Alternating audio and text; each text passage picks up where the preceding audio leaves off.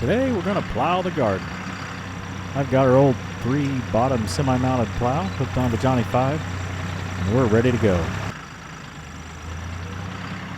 I decided I'm going to plow it all one way this year. With this approach, we'll leave only one furrow on this opposite side.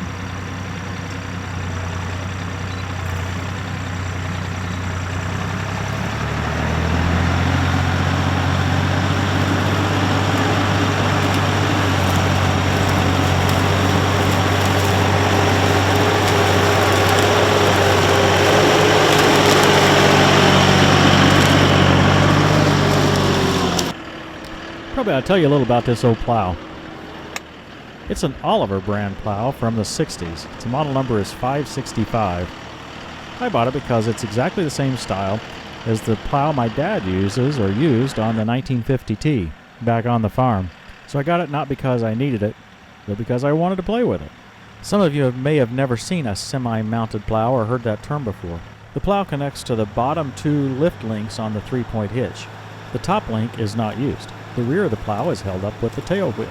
The top pipe, going from front to back, controls the steering of the tail wheel. There's a vertical hinge point just behind the 3-point hitch that allows the plow to turn separately from the tractor. You can get some view of how it turns, including how it tilts as the turn's in progress, by watching some of this video. There are 2 other plow designs. The first is a pull-type plow. It connects to the tractor's drawbar and is pulled like a trailer or wagon or any other device that you could just attach to the tractor. This style was used nearly exclusively before the 3-point hitch was invented. That leads us to the second style of plow, a fully mounted 3-point hitch attached plow. This style had a couple of advantages, but the biggest one is that the draft or suction downward by the plow when it's going through the field provides more traction to the tractor. The same effect as a much heavier tractor, or perhaps adding wheel weights to an existing tractor. One disadvantage to a mounted plow is that the front end of the tractor has an impact on the depth of plowing by the rear plow. If the front end encounters a hill, the rear plow will dig deeper. If the front end goes into a valley, the rear plow might come out of the ground. Another disadvantage of a mounted plow is the sheer weight as the plows got bigger over the years. So this is why the semi-mounted plow became so popular in the 60s, 70s, and early 80s. It adds the downforce to the rear of the tractor by pulling downward on the lift arms while plowing. But vertical movement of the front end of the tractor doesn't have an immediate impact on the rear plow. The semi-mounted plow was the #1 approach to plowing until such time that the tractors got so big that they needed dual wheels to be able to pull their heavier loads. Once they abandoned having the right wheel in the furrow, they moved all back to pull-type plows again. What goes around comes around.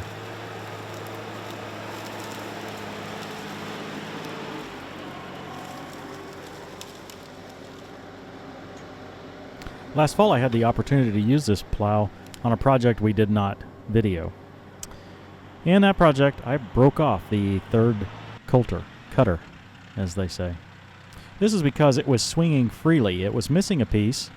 I knew it was missing a piece, but I couldn't find one.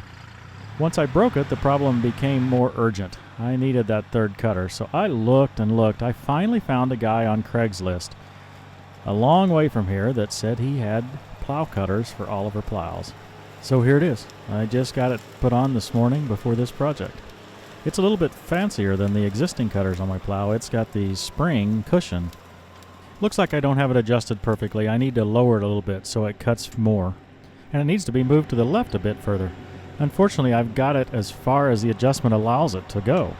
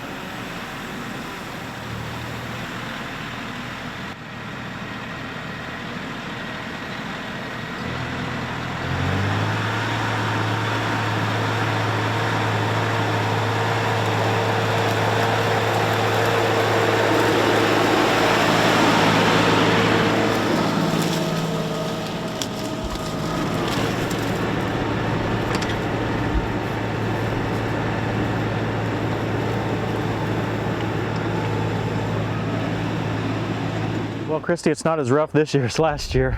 No, it's not quite as like this. It looks better. Yeah, this actually looks good this year. We look close, we can see some of the sod from last year that I've turned back over. I can still see corn stalks though. Yeah, that's okay, but most of them got turned under. That's true. I mean, there's not many of them visible. But one reason we're out here today, it's what, the 9th of March? Yeah. And one reason we're trying to get this so early is we're hoping to get some rains. In fact, it's supposed to rain within the next hour or two and rain off and on for the next 2 weeks.